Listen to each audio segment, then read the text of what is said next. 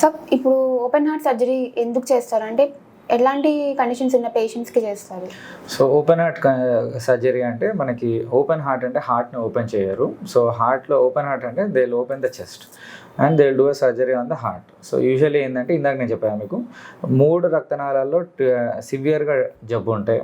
Are main రక్తనాళం గుండెకి left side 2 అన్నా కదా, దాంట్లో ఆ 2 కూడా ఒక దాంట్లోంచి డివైడ్ అవుతాయి అనమాట. ఆ మెయిన్ రక్తనాళంలో బ్లాక్ ఉన్న అండ్ అప్పుడప్పుడు మరీ ఎక్కువ తీవ్రంగా బ్లాక్స్ ఉంటాయి కూడా ఓపెన్ హార్ట్ సర్జరీ చేస్తారు. That is bypass surgery.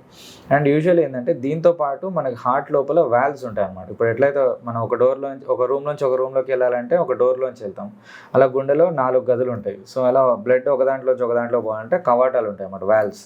So ఈ వాల్వ్స్ కూడా వేరే ఇతర కారణాల వల్ల, ఏజ్ వల్ల కానీ, డిజీజ్ వల్ల కానీ, due to some other problem అది కూడా మార్చాల్సి వచ్చినప్పుడు ఆ టైంలో మనం యాంజియోగ్రామ్ కూడా చేసి బ్లాక్స్ ఉన్నాయి లేదో చూసుకొని, సో ఈవెన్ ఒక 1 or 2 బ్లాక్స్ ఉన్నా కూడా మనకి దాంతోపాటు వాల్వ్ ఎట్లన్నా వాల్వ్ సర్జరీ చేయాలి కాబట్టి అలాంటి టైంలో 2 కలిపి ఓపెన్ హార్ట్ సర్జరీ చేస్తాం.